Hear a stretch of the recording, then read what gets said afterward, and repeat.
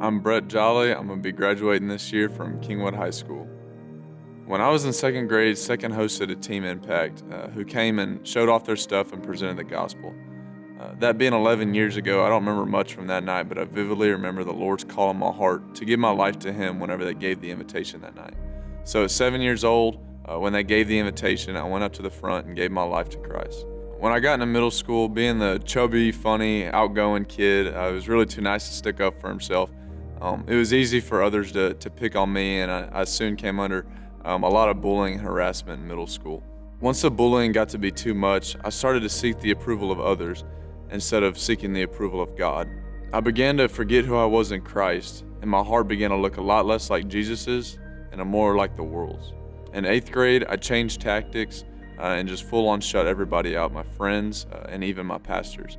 I thought that ignoring my problems and totally separating myself from the people who hurt me would make my problems go away. It was during this time of isolation that the Lord sparked a love for fishing in my heart, and that began to be an escape for me. Even though at this time it had seemed like I had fallen away from my faith, Paul reminds us in Romans 8 that, "And we know that for those who love God, all things work together for good, for those who are called according to His purpose." When I was 16, I really started to realize the seriousness of my relationship with Christ, and little did I know what He was about to do in my life. At the beginning of my junior year, starting on varsity, I began to notice an awkward pain in my leg.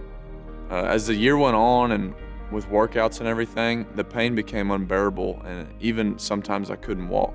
A CT scan showed that I had 2 herniated discs in my back and was going to need back surgery.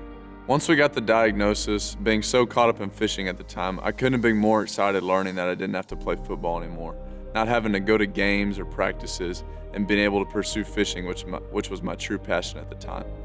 But little did I know the journey of pain, loneliness, and helplessness that was ahead of me. At this point in my life, not being able to walk very good, being immobilized and helpless, I came to this point where I just felt this depression and anxiety of what my future was going to look like. As I was forced to set aside the normal teenage things I could normally do, I had a lot of time to spend with the Lord and knew that was a serious component of my faith that I needed to dive into.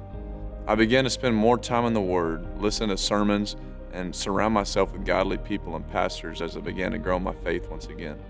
There came a point where I was listening to a sermon late one night in my truck, and I just broke down while I was listening to a sermon about how God is always with us. I looked back and saw how God was working with me in all those painful moments, and decided right then that I was going to live my life for Him and quit trying to pursue things that wouldn't matter in the end. Ever since then, instead of making God a part of my life, I've been putting Him at the center. My quiet time has been amazing as I seek Him in His Word and in prayer. I've even had opportunities to teach at Bible study and counsel those who make a decision for Christ at our Wednesday night services. The more I submit the things in my life to Him, the more I see Him work and see Him use me to further His kingdom. I've had so many opportunities in the places I work and just the places that He puts me to share my faith with others. God often uses those painful times in our life so that we can see Him and see His glory and His work in our lives. A year and a half ago, I would have never been as plugged into this church as I am now and been on fire for Christ like I am today. He gives us a joy that can overcome any pain that we've gone through.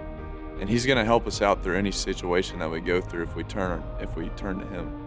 As I soon go off to college, I can't wait to see how the Lord is going to work in my life and use me to further His kingdom as I continue to seek Him.